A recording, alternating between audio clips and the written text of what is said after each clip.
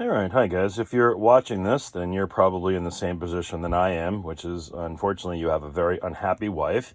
And why? Because you ran out of home heating oil. And unfortunately, this is what happened. I got in the shower this morning, and before anybody else could take a shower, realized that we ran out of oil.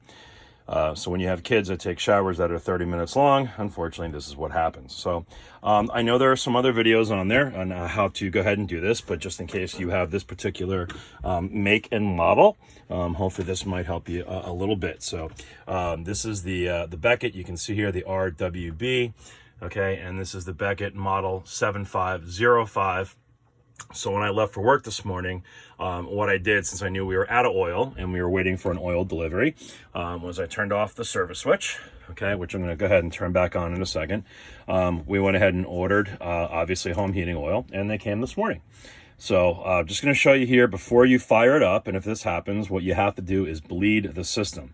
Now, I'm sure you know if you need to in an emergency, you can run to the gas station and pick up 5 or 10 gallons of diesel fuel if you really had an emergency and had to run this. But we knew they were going to be here in about an hour or two. So we are filled up and our tank is full. But before I can fire this up, we have to go ahead and we have to bleed the system.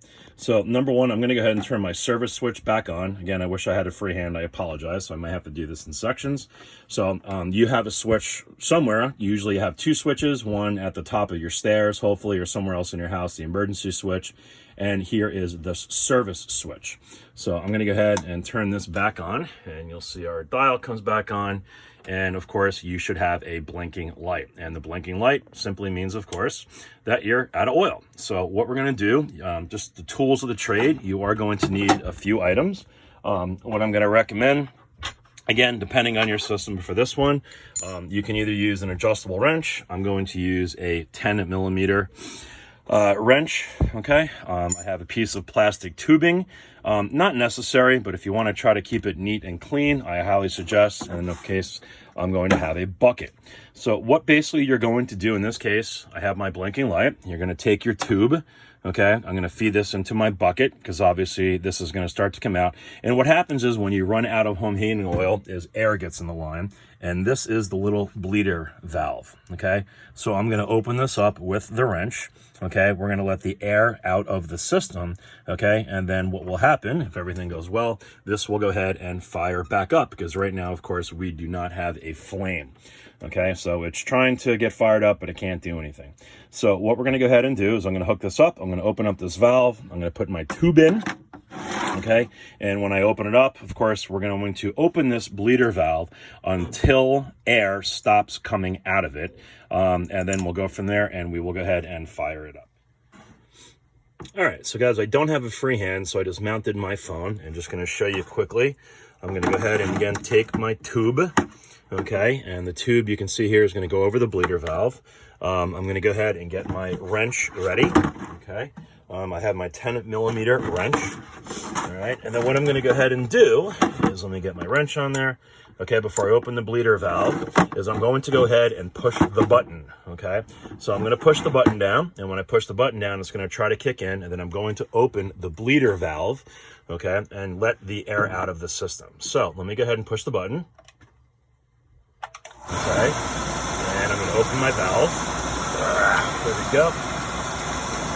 Get it open, okay, and you can see air is coming out, all right?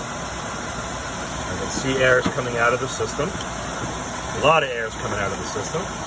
So I have it going into my tube. All right, close it back up real quick. Gonna open it again. More air is coming out of the system. Okay. Go through again, and let me release a little bit more. All right, and push my button again. All right, open it up.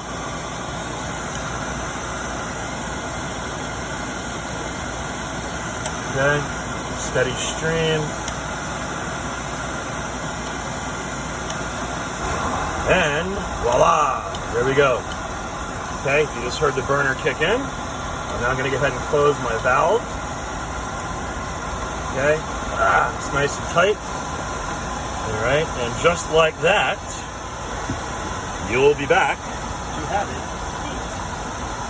Okay, so I'm just going to take my rag here real quick and wipe everything down.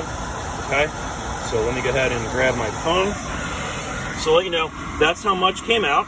All right, and obviously if you want to, you could pour it back in. I'm just going to go ahead and dispose of it environmentally friendly. Okay, and there's my bleeder back. So we're back in business. We have no more blinking light. I have a flame, okay, which is great, and I've got my reading. So again, hopefully if that helps you out, but again, that is what you need to do. You just got to make sure, again, you open it up, push your button, that'll fire it up, and then once the air is out of the line, okay, your system will kick in. As you can see here, we've got a flame, we're good to go. And within, 15, 20 minutes, we will have hot water once again. So guys, again, I hope this helped you out if you have an issue. Again, this is my Beckett system if you've got the same one.